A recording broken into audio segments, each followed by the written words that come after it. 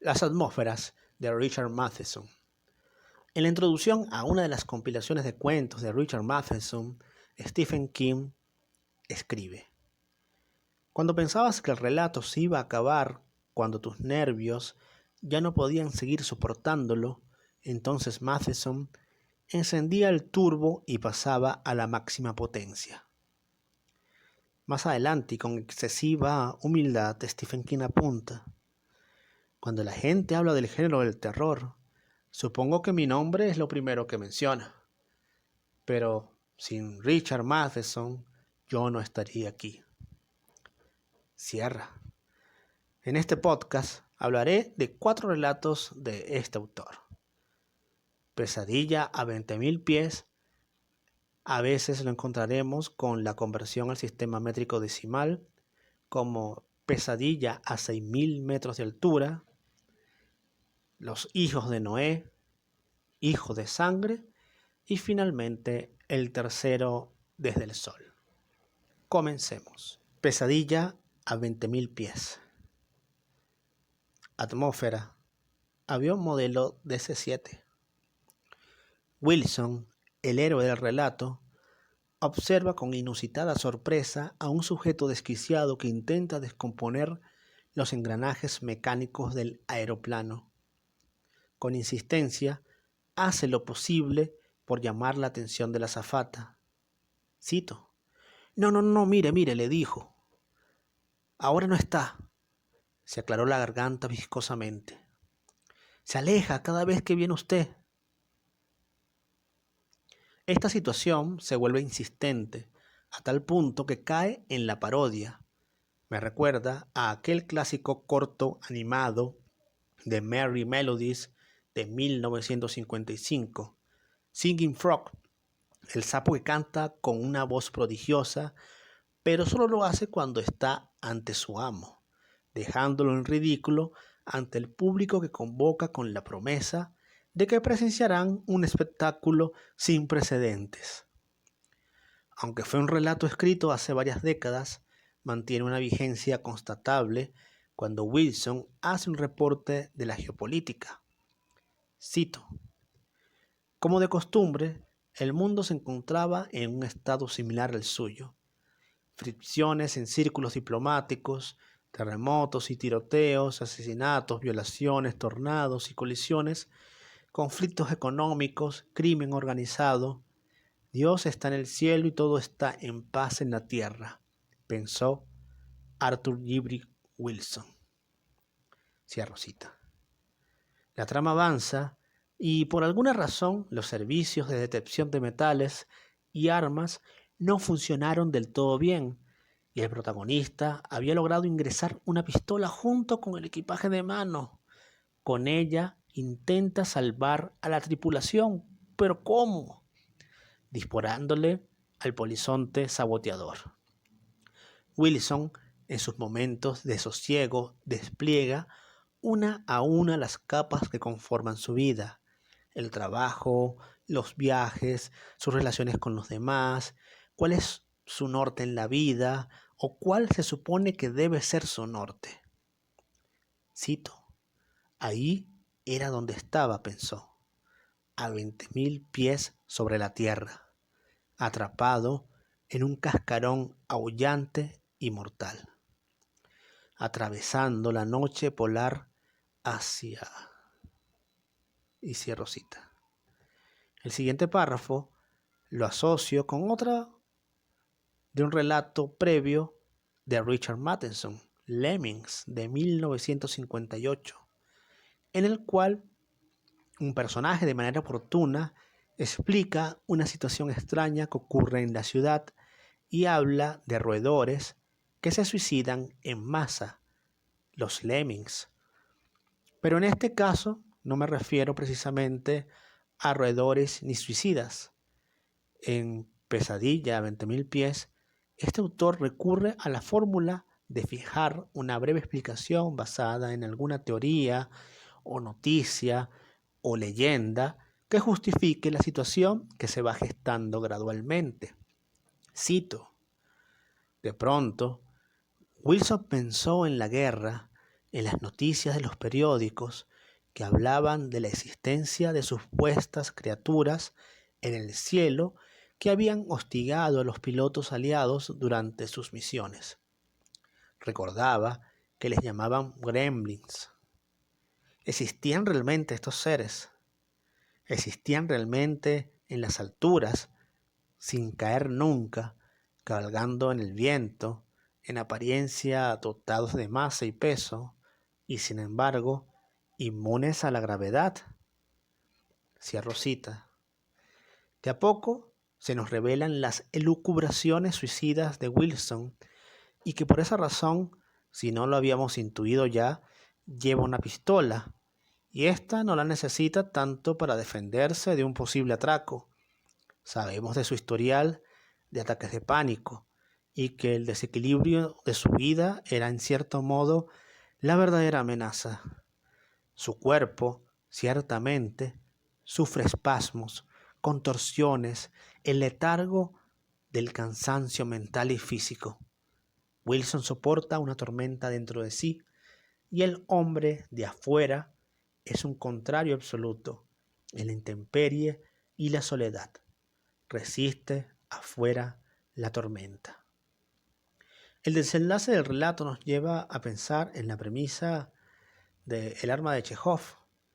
Si en el primer acto tienes una pistola colgada de la pared, entonces en el siguiente capítulo debe ser disparada. Si no, no la pongas ahí. Recurso este ampliamente utilizado tanto en cine como en la televisión, medios para los que Matteson escribió numerosos guiones. Recomendaciones. Otros relatos que se desarrollan en aviones comerciales los hallamos en La isla Mediodía, de Julio Cortázar, Patrón de espera, de Juan Villoro, La trama celeste, de Adolfo Bioy Casares, La novia del Plata y El silencio de la noche, cuentos del escritor venezolano Miguel Gómez. Los hijos de Noé. Atmósfera, Sacri, población, 67 habitantes. Prefiero los relatos que comienzan in media res, en medio de las cosas, como Los hijos de Noé. Traten de evitar los inicios de un relato con tu héroe despertándose, qué sé yo, de una noche aletargada o de una noche donde el sueño fue plácido y luego de levantarse van a cepillarse, lavarse la cara y cada una de las rutinas que suele hacer cualquier persona. Eviten eso porque son escenas que no agregan nada en absoluto. Aunque desde luego hay excepciones, pero ya hablaremos de eso. Si en Pesadilla, a 20.000 pies, ya el personaje se encuentra en el avión, nunca se nos cuenta cómo hizo la cola para abordarlo, o aquel momento de su vida que tuvo el primer ataque de pánico cuando adquirió la pistola, seguro que era republicano, como habrá hecho de hecho para pasar el test psicológico. Tal vez en 1957 no eran tan efectivos. Estos detalles de la vida pasada los inferimos o se retoman a medida que la trama avanza. En Hijo de Sangre sí se nos cuenta determinados momentos a modo biografía del protagonista, pero son momentos que agregan algo a la historia. En todo caso, es un ejercicio apasionante precisar el momento justo desde donde empezamos a contar ese gancho narrativo.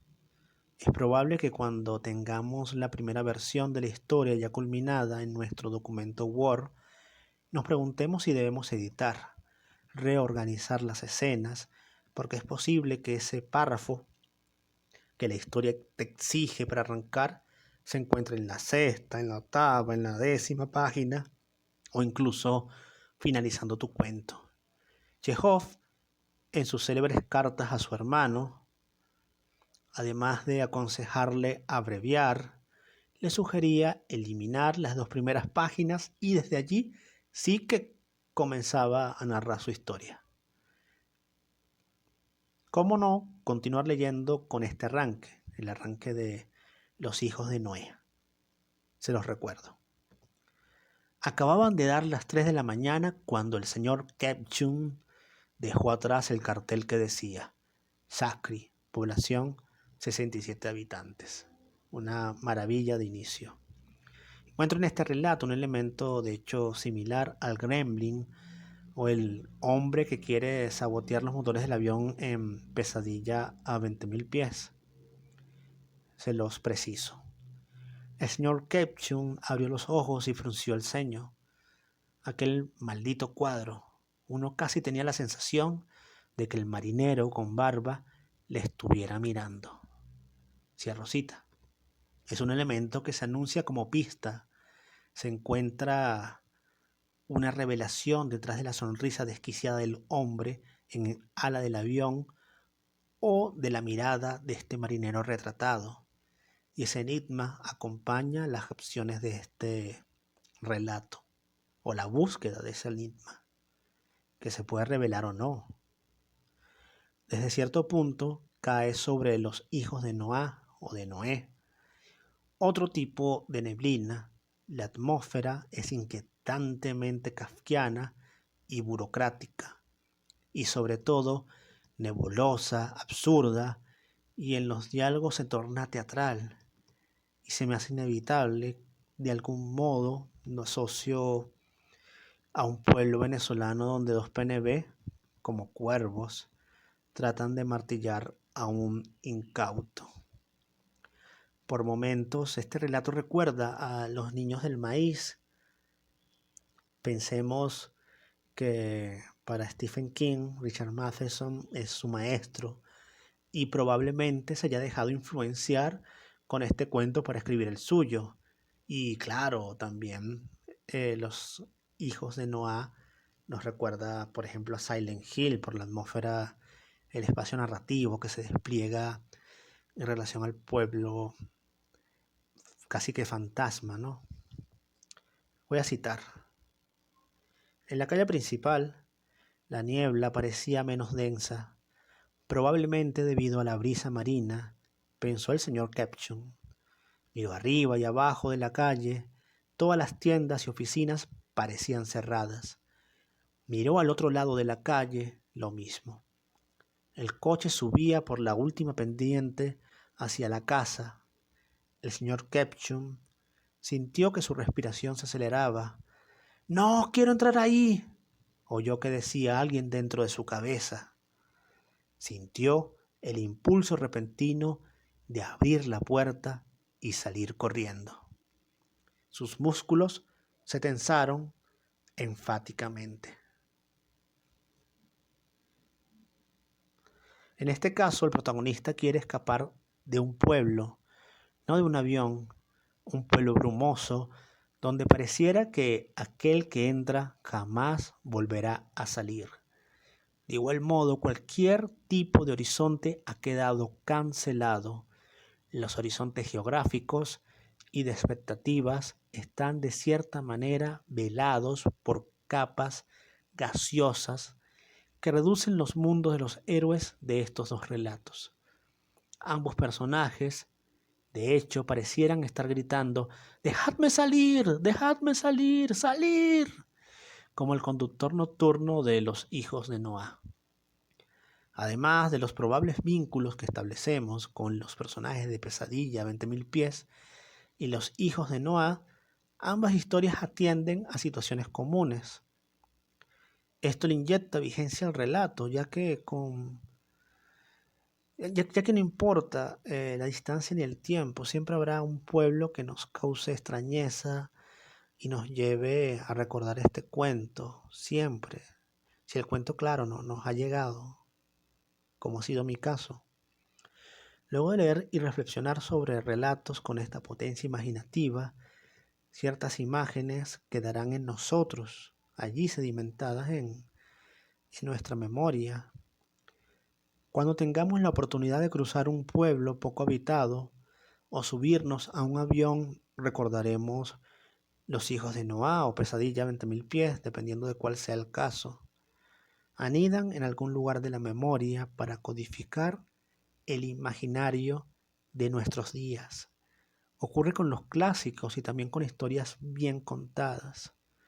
Por ejemplo, siempre escuchamos decir que llegar a tal sitio fue toda una odisea, más si se trata aquí de Caracas, con el metro, los tráficos, ahorita con la cuarentena y esta pandemia. O que fulanita de tal es una doña Bárbara, o fulano de tal es un Lorenzo Barquero, dependiendo de cuál sea el caso. El desespero, al igual que Pesadilla a 20.000 pies, es una constante temática, el desespero del señor Kepchum a quedarse en el brumoso pueblo con 67 vecinos que no conoce. El desespero a ser tomado por loco y sin posibilidad alguna de restaurar el orden de sus días, por muy anodinos que sean. Volver a casa y seguir con el relato que cada uno de ellos tenía es su meta más apetecible, volver a lo más sencillo. Y ver, pues aquí recomendaciones. Además de Los hijos del maíz de Stephen King, les recomiendo otras historias similares y claustrofóbicas, Perdidos en Freud, del venezolano Jesús Miguel Soto, o la insólita y laberíntica y genial película Vivarium de 2019, uno de mis films favoritos de ese año. Ahora vamos con Hijo de Sangre, Atmósfera, Los prejuicios. Se presenta epidérmicamente como un cuento de vampiros, pero el eje del relato, lo que sacude las acciones, descansa en el prejuicio colectivo en torno a Jules, el Frit, el raro del pueblo, el que merece todo el bullying posible. Y sí, claro, lo podemos leer como un relato que tributa a los relatos de vampiros, más que como un relato de vampiros. Es imposible que no quieras seguir leyendo este relato si se te presenta una frase así. Cito: la gente de aquel barrio decidió que Jules estaba definitivamente loco cuando se supo lo de su redacción o lo de su ensayo. Cierro cita. Entonces retomo la importancia de la primera línea, ese gancho directo al lector y que en este caso nos atrapa. Queremos saber qué le ha ocurrido a este Fritz, por qué, cito, sus ideas eran un poco extrañas para la gente que vivía en el barrio. Jules quería ser un vampiro. Cierro cita. En esta historia, los prejuicios representan la capa nebulosa que anula los horizontes, en este caso los del sentido común de todo un pueblo. Cito: eso era lo que la gente decía, como nocturnal o mataril. En realidad lo que hacía era fundir varias palabras. Expresaban cosas que Jules sentía, pero no podía explicar con otras palabras. Cierro cita. Jules es un Juan Peña de El diente roto, aquel clásico cuento de Pedro Emilio Coll de 1898. Sí, un Juan Peña, pero a la inversa. Juan Peña frota con su lengua la irregularidad que ha quedado de su diente fracturado y así permanece silencioso y sedentario ante la admiración injustificada del pueblo, sobreestimada, mientras que Jules quiere morder con sus dientes de manera profesional como todo un aprendiz de Drácula o como un alumno de Drácula. En el caso de Jules, la gente lo rechaza, lo subestima, lo aparta. Jules simplemente opta por establecer sus propios patrones de la realidad. Inventa un vocabulario, ya con eso es suficiente, y se adentra en la ficción de un clásico de la literatura, Drácula. No lo suelta.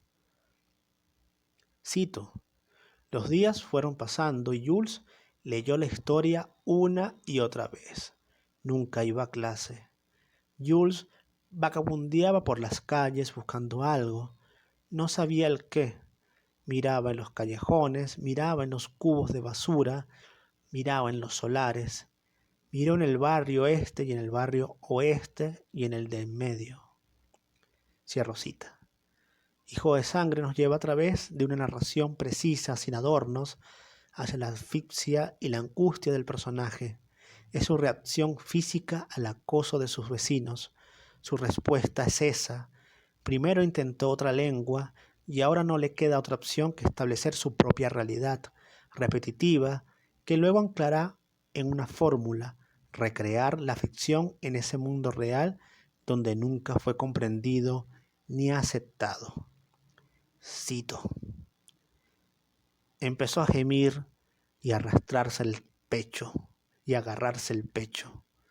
Su estómago se hinchó, el murciélago negro de su cuello lamía silenciosamente su sangre. Jules sintió que su vida se escapaba. Pensó en los años pasados, la espera, sus padres, la escuela, Drácula, los sueños, todo para aquella gloria súbita. Los ojos de Jules parpadearon y se abrieron. La atmósfera de la nauseabunda chabola se le vino encima. Le costaba respirar. Abrió la boca para coger aire, aspiró, olía mal, le hizo toser. Su cuerpo delgado se agitó sobre el frío suelo. Las brumas se deshicieron en su cerebro. Una a una, como velos que se retirasen. De pronto su mente fue invadida por una terrible claridad. Sintió el dolor en su costado. Se dio cuenta de que estaba tumbado sobre un montón de basura, medio desnudo, y que estaba dejando que un murciélago bebiera su sangre. Cierro cita. Jules pareciera gritar: «Déjenme salir como el señor Kepchum. Hay un hombre allá afuera como Wilson». O «I Can Breathe», como muchos en este 2020. Recomiendo lo siguiente. Drink My Red Blood, como se titula este cuento en inglés, ya cuenta de hecho con 7 décadas y como los 4 relatos seleccionados de Matheson, no notamos la brecha temporal, o sí. 5 años después de que se publicara, saldría en la edición de Final de Juego, en la primera edición de Final de Juego a Cortázar, el relato titulado Axolot, cuya estructura y situaciones son muy similares a Hijo de Sangre. En lugar de ser un chico obsesionado que fantasea con ser Drácula y que lee Drácula y lo relee una y otra vez, la novela de Bram Stoker, se trata de un vago, sí, un vago, un tipo que todo está desempleado y que se obsesiona con los axolot o los ajolotes que ve en un acuario y no deja de ir a diario allí y pasa horas y horas absorto ante ellos, contemplándolos. Su obsesión avanza a tal grado que se produce en cierto punto del relato una, digamos, transmigración de la conciencia y él empieza a ser el ajolote y el ajolote se mira a él y él se mira a sí mismo y la narración es brutal allí. Se los recomiendo y pueden hallar bastantes puntos en común entre este cuento y el de Cortázar, que aparecería unos 5 años después. Y ya para finalizar, tenemos el tercero desde el sol.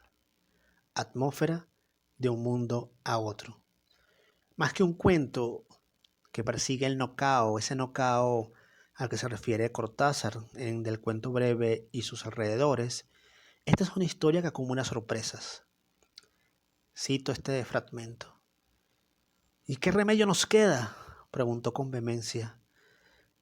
«No podemos permitir que nuestros hijos procreen entre sí. Cierro cita. Paulatinamente inferimos la vida a la que se enfrenta la familia protagonista, cautiva en un planeta al borde de la extinción y con un régimen totalitario. Apenas Matheson necesita un par de líneas para sugerirnos el contexto de El tercero desde el sol, el segundo relato que publicó este autor en su prolija carrera. Si van a comenzar, muchachos, un relato de alguien despertándose, ¿por qué no hacerlo de este modo? Les cito. Abrió los ojos 5 segundos antes de que sonara el reloj. Se despertó súbitamente, sin el menor esfuerzo. Ya en plena conciencia, con toda frialdad, estiró la mano izquierda en la oscuridad para apagar la alarma. La campanilla vibró un segundo aún antes de ahogarse. Cierro cita. Escapar de un pueblo, escapar de un avión, escapar de los prejuicios. Y ahora cerramos con un relato que nos habla de un escape absoluto, huir de un planeta. Todos estos escapes se presentan como una analogía a la inconformidad de los héroes de Matheson con sus vidas, de buscar a toda costa calibrar los engranajes de los motores de su existencia. Cito. Frío, calculador, las palabras de su mujer le repercutían en la mente. Bien, no había otra salida. En pocos años, tal vez antes de lo que se creía, el planeta entero volaría en una explosión enceguecedora. Aquella era la única solución, escapar con un pequeño grupo y comenzar de nuevo en otro planeta. No es eso lo que me preocupa, explicó ella. Es este asunto de irnos y no volver más. Hemos pasado toda la vida aquí. No es lo mismo que mudarse. No podremos volver jamás. Cierro cita. Si existe un tema recurrente en la humanidad y en la literatura, es el tema del exilio. Siempre en cada punto de la historia encontraremos poblaciones de exiliados, de migrantes o de inmigrantes, de desplazados y desterrados. El filósofo y crítico musical Edward Said analiza cada una de estas categorías en su libro Reflexiones sobre el exilio. Abro cita de otra parte de este relato. Escucha, querida, insistió él, en un tono apremiante que revelaba su tensión. Sabes también como yo que dentro de pocos años habrá otra guerra y será terrible. No quedará nada en pie. Tenemos que irnos por nuestros hijos, por nosotros mismos. Hizo una pausa para medir el efecto de sus propias palabras. Por el futuro de la vida misma, concluyó, sin convicción. No tienen a veces la sensación de estar huyendo. Correcto. Allí, la atmósfera es parecida a la nuestra. No tendremos problemas. Precisamente, respondió. Ese, el tercero a partir del sol. Cierro cita.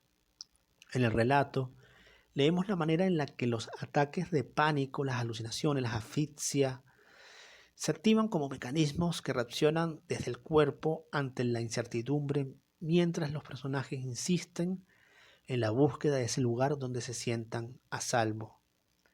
Justamente es en la última línea del relato que descubrimos hacia dónde ciertamente la familia desea huir, lo que posiciona a este cuento en un ejemplo paradigmático de la importancia narrativa de guardarse un buen desenlace y una buena sorpresa para el final. Y aquello que legaba King de los relatos de este autor que les decía al principio. Matheson enciende el turbo y pasa en la máxima potencia. La sorpresa final que nos dejará noqueados, que nos dejará en shock.